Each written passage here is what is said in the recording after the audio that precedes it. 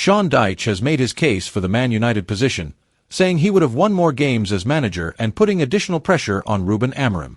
The 53-year-old, who was fired as Everton's manager in January, talked about the chaos at Old Trafford and mentioned United as the team he had always wanted to lead. Although the Premier League season has been a disgrace, United still has the Europa League final as a means of sneaking into the Champions League the following season. Amorim's victory percent is a dismal 24 and they are ranked 16th on the table. "He's not going to change the way he plays," stated Sean Dyche during an interview with Sky Bet's Stick to Football podcast. He, Ruben Amorim, needs to win some games soon. "We would win more games, in my opinion, if I went there and played my style. Just 4-4-2. Give them the fundamental guidelines.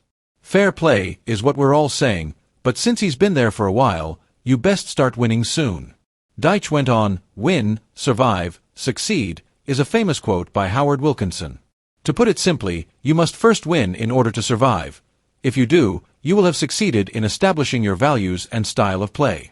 So, it will be better if he can win enough, which is the current concern, and then survive the process and succeed.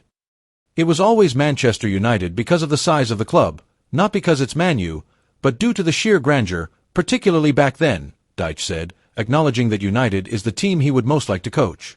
"I know they are going through a terrible run at the minute, but the overall globe aspect of it. That is a huge club with superpowers." Under Amorim, United has accumulated 24 points from 25 games and has been on the decline since Erik Ten Hag was fired.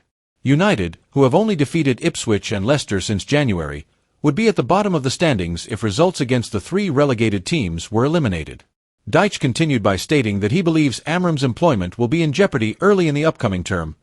"If Ruben Amorim is not under pressure early next season, I'd be surprised," he continued. "This season, let's give him the benefit of the doubt because, let's say, he is establishing his foundation for future success and education. After that, you have your pre-season, which gives you the time to work on it every day. Players who may not buy in should be moved out, and those who do should be moved in. Then, how long do you stay if it's not early next season? Pre-season until the halfway point would be the simplest answer, but that's not always how it's designed, is it? It's halfway through the season when you get the job. I'd say it won't work if it's not early next season. You've got to change what you're doing and make it work, or we make a change, is what I would say if I were the director of football. At the very least, if you manage the transfers and have a pre-season, most people feel that things need to start working pretty quickly by Christmas if they're not experiencing any kind of success. They are saying, it's not working, by January or February after you most likely obtain the next window. Earlier in his tenure, Amorim called his team the worst in Manchester United's history. The form of players who were loaned out from the club, like Antony and Marcus Rashford, has significantly improved, and a victory in the Europa League final will only partially calm the storm clouds. Next Wednesday, United will play Tottenham in a match that is reportedly worth £100 million to the victor. Dyche thinks Gareth Southgate would have been a wiser choice than Amorim, even if he is unlikely to be in charge at United.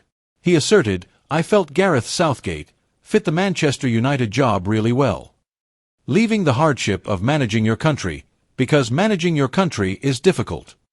Decisions can be influenced by the media and fans, but sometimes you have to have the courage to stand your ground. Consider all of the managers who have led courageous clubs over the years.